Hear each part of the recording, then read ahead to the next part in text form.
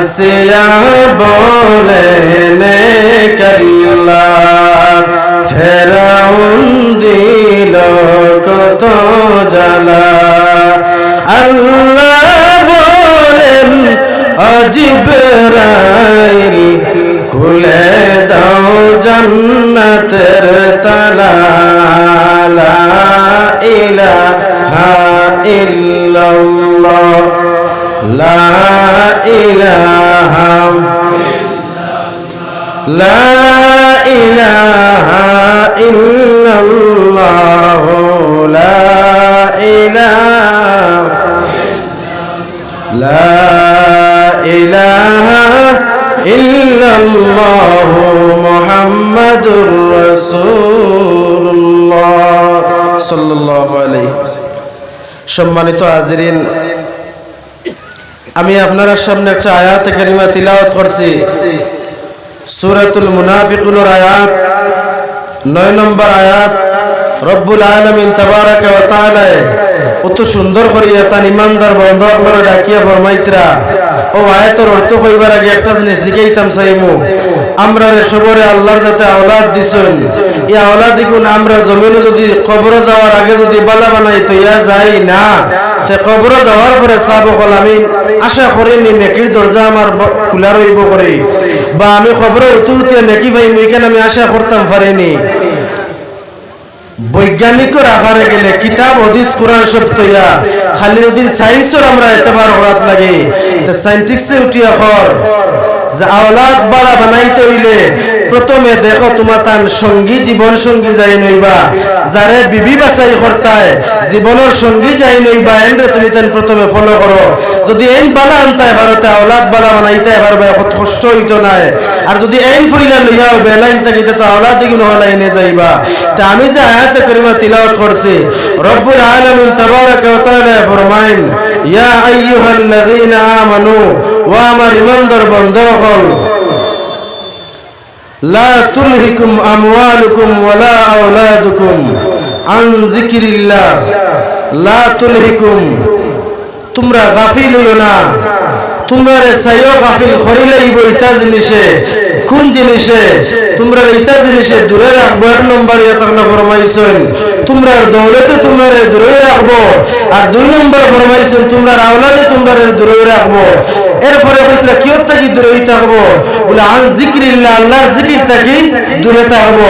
জোরের আগে আলোচনা করছেন যাইন আল্লাহর জিকির থাকি দূরে রাখবো। কিতা জিনিসে জিকিরে খানো জায়গা হয়। গত বছর মহফিলে হয়েছি মনে আছে, বাউ পিস্তানোর 2 আঙ্গুল নিচে যেখান মানুষের পিস্তান আছে, হার্ট আছে, অন্তর আছে, যেখানটা আমরা হৃদয় দরিয়া নেই, ওখান যদি আমার বালা বনে যায় তোর বডি বালা হয়ে যায়, আর এখান যদি বাদ হয়ে যায় তো সারা শরীর আমার বাদ হয়ে যায়। আল্লাহ জিকির থেকে আমার 2 জিনিসে দূরে রাখবো। 1 নম্বর হইল গিয়া মালে দৌলতে, আর 2 নম্বর হইল আমার আওলাদে আমার আল্লাহর জিকির থেকে দূরে রাখবো। আউলিয়া কিরামগুলোর জিন্দেগির ভাই চাইলে দেখা যায় এরা না আওলাদরে রেসপেক্ট করছেন, না দৌলতরে করছেন, ইতা জিনিসরে পিছে ফালাইছলা করিয়া অতি কম সময় আল্লাহ আল্লাহ রাসূলের দাল লাগিয়া আল্লাহর বন্ধু সার্টিফিকেট পাইছেন দুনিয়ার। বালা মানুষ বলে সার্টিফিকেট পাইছলা, জমিন থেকে যাইতে হইয়া গেছেন না, বলে আমি জমিন থেকে মারা যাওয়ার পরে ওলা বন্ধ মফিল এখন করে ইসালে সব করিও, সব আইও আর সব আমার পড়াশোনা করিও আর আমার গুণগান গাইও, ইলা তো হইয়া গেছেন না। ফাযকুরুনি আযকুরুকুম, বন্দা তুমি আমার ইয়াদ করিলা আমি তোমার ইয়াদ করিলাইমু। তাফসীরে জালালাইনের মধ্যে আনছেন আল্লামা জালালউদ্দিন রাহমাতুল্লাহ আলাইহি ফরমায়েন, বন্দা তুমি আল্লাহর ইয়াদ করতে তুমি একলা বইয়া ইয়াদ করবাই, এর চাইতেও 1000 বেহতর মহফিলে আল্লাহর কাছে আপনার আমার ইয়াদ করবা খানা বইয়া, বলে আরশে মুআল্লার মাঝে বইয়া আল্লাহ ইয়াদ করবা, এর চাইতে বড় মহফিল কিতা? বলে ফেরেশতা হল আল্লাহ ইয়াদ করবা। আর আখির জামানার নবীর উম্মতে 1450 বছর পরে আইলো না আল্লাহর দেখছে না না রাসূলের দেখছে, অত গুনাহগার উম্মত হইলাম আমরা, অত দূরে যাওয়ার পরেও আল্লাহ আল্লাহর রাসূলরে না দেখিয়া অত বিশ্বাস আনছি। আর ও এর লাগিয়া রব্বুল আলামিনের ফেসিলিটি দিতরা, বন্দা একলা ইয়াদ করিলা তোর চাইতেও আমি বালা মহফিলে বইয়া ইয়াদ করবো। আর যদি তুই আমার বালা মহফিলে বইয়া ইয়াদ করতে পারস তো এর চাইতেও 1000 বালা মহফিল বইয়া আমি আল্লাহ তোরে ইয়াদ করবো। ফরক সুবহানাল্লাহ, আর জুড়ে করে সুবহানাল্লাহ।